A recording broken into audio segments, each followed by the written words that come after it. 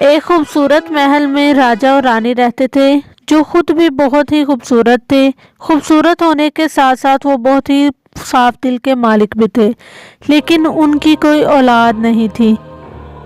जब उनको औलाद की कोई भी उम्मीद ना रही तो रानी को फिक्र हुई।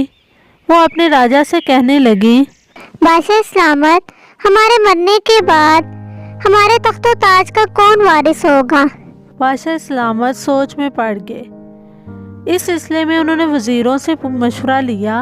मेरी कोई औलाद नहीं, मेरे तख्तो ताज का मालिक कौन होगा? वजीरों ने बादशाह को मशवरा दिया, बादशाह सलामत, राया में से किसी एक बच्चे को गोद ले लें। बादशाह सलामत सोच में पड़ गए।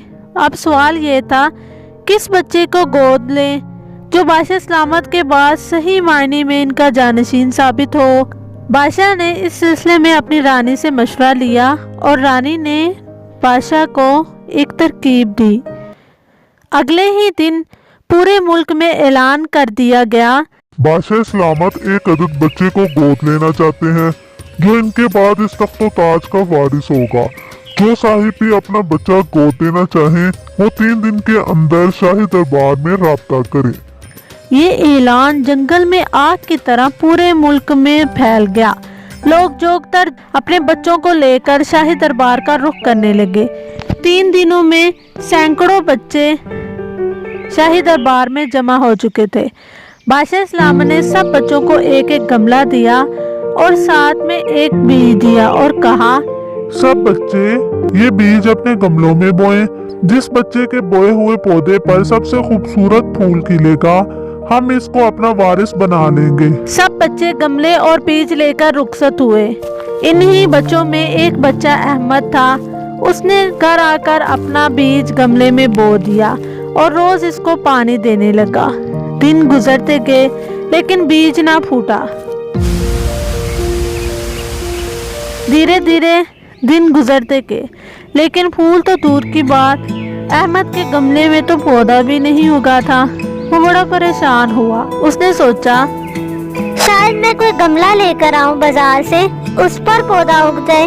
वो बाजार गया, उसने एक गमला खरीदा। मैं इस गमले को ले जाता हूँ, शायद इसमें अब फूल उगा जाए।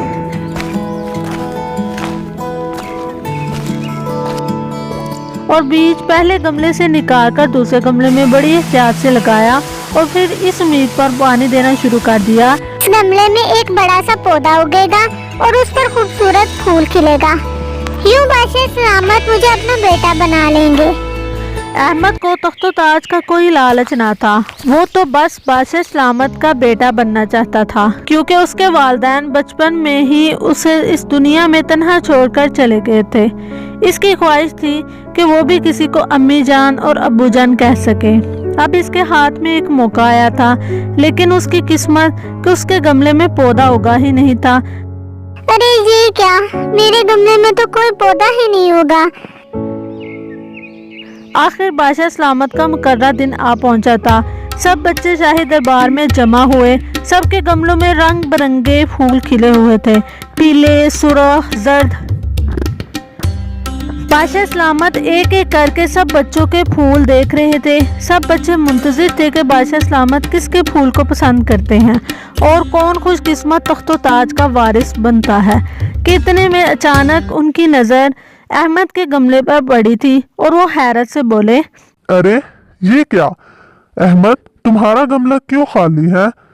अरे जब वो मैंने अपना बीज गमले में बोया था, मैं इसे रोज पानी भी देता था, लेकिन इसमें फूल क्या खिलता, मेरे गमले में तो पौधा ही नहीं उगा। कहते कहते अहमद की आंखें भर आईं और वो रोने लगा। अचानक बादशाह सलामत चीख कर बोले, लो भाई, मेरी तलाश खत्म हुई। वहाँ पर मौजूद तमाम बच्चे हैरत से बादशाह की तरफ देखने लगे। जी हाँ, मुझे अपने तख्तो ताज के लिए अहमद जैसे ईमानदार और सच्चे जानशीन की जरूरत थी। अहमद वाकई बड़ा सच्चा लड़का है। असल में जो बीज मैंने बच्चों को दिए थे वो सब के सब खराब थे। इनके फूटने और इन पर फूल खिलने का तो सवाल ही पैदा नहीं होता था, लेकिन अहमद के सिवा सब बच्चे अपने गमलों में बाजार से बेहतरीन और खूबसूरत फूलों के बीज खरीद कर अपने गमलों में उगाते चले गए, जबकि अहमद दिल का सच्चा था, इसलिए इसका गमला खाली है। और इसी खाली गमले ने आज उसे कामयाब कर दिया। बादशाह सलामत बोलते चले गए जबकि दरबार में मौजूद सब बच्चों के सर झुक गए। वो सब सोच रहे थे काश वो भी अहमद की तरह ईमानदारी से काम लेते। अगले दिन बादशाह ने दरबार में ऐलान किया, आज से अहमद मेरा जानशीन है और मेरे तख्तो ताज का वारिस मेरे मरने के बाद अहमद होगा।